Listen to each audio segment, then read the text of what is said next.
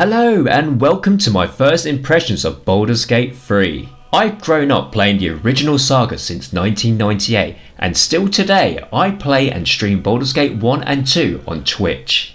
With the recent release of Baldur's Gate 3, I am absolutely ecstatic to be able to return to Faerun and finally have a game which will push my PC to its limits, where it has now become a space heater. This video will give you quick snippets of my own thoughts on each aspect, and of course feel free to share your own thoughts on these yourself in the comments. So, gameplay.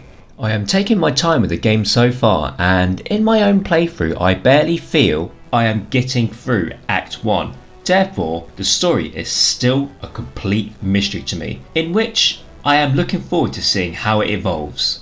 When I finally made it to the Emerald Grove area, I already love how the world was reacting to the Drow character I went for, and can't wait to see other interactions later on. I'm excited to see how the consequences of my actions and choices will shape the world as I progress through the game, so we'll just have to see how that goes. Love exploration and looting everything you come across? This game has it covered.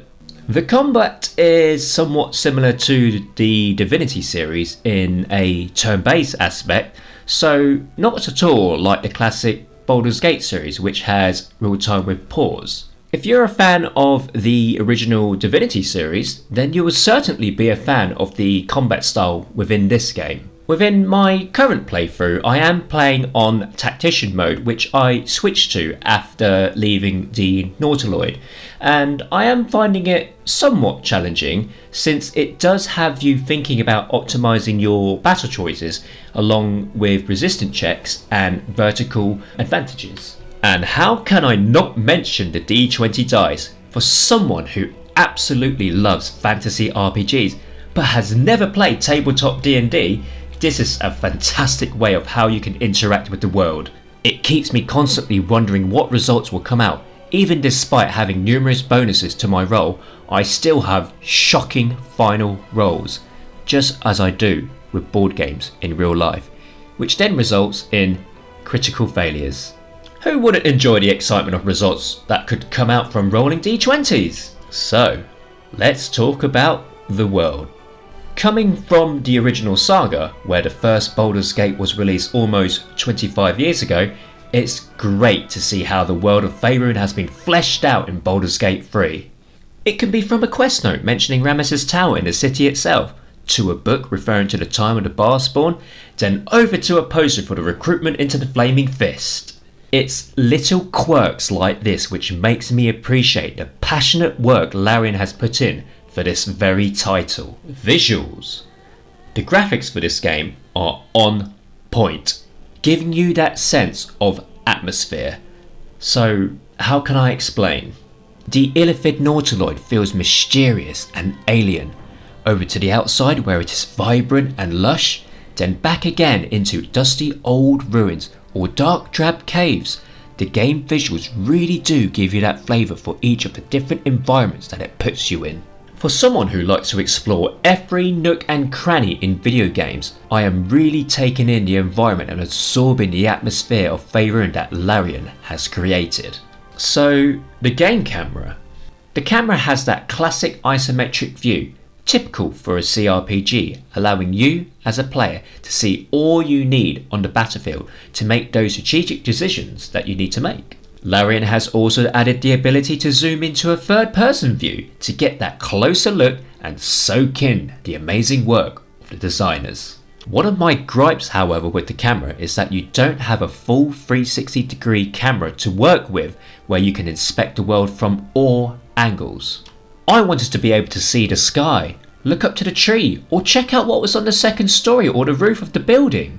Other RPGs I played, such as both Legend of Zelda's and Xenoblade Chronicles on the Nintendo Switch, you do have this 360-degree camera view. I am aware that these are ARPG games, but I do recall I was able to do this in Dragon Age Origins, which was meant to be BioWare's successor to the original Baldur's Gate franchise when it was released back in 2009.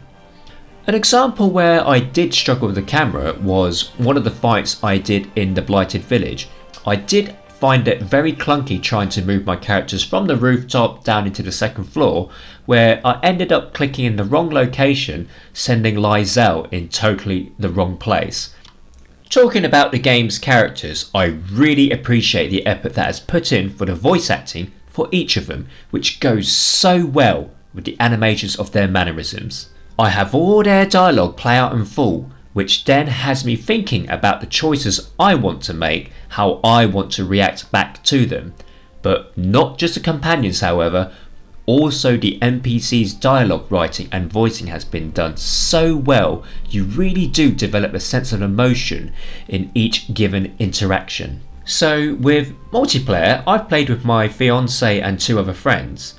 The Steam invite was very seamless, easy, and we had no issues with connectivity at all. One of my friends was playing on Steam Deck, and from his feedback it handled the game with no problems. However, on another multiplayer session night we attempted, one friend was attempting to play from his Mac, which unfortunately did not update to the same version as the PC, so we were not able to do a 4-way co-op then, where I believe with the Mac it won't be updated fully until September time, so we're going to have to wait till September until we can do a 4-player co-op.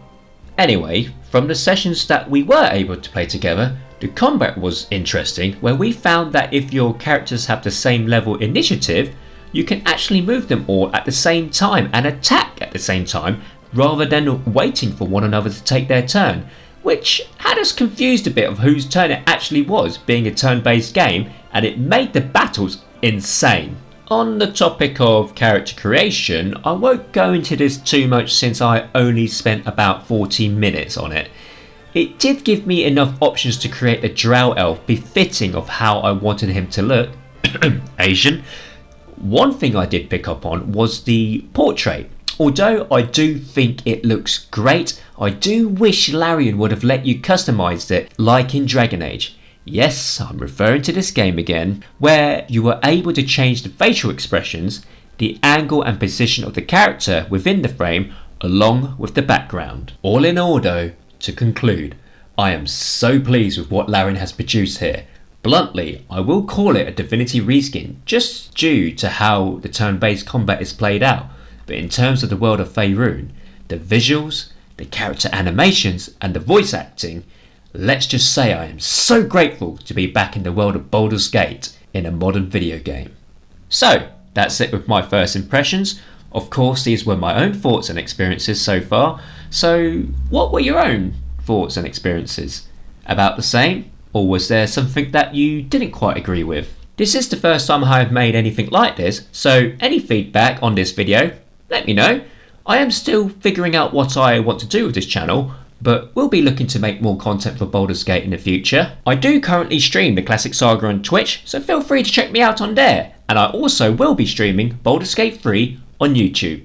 There's my shameless plug, so catch you around. See ya!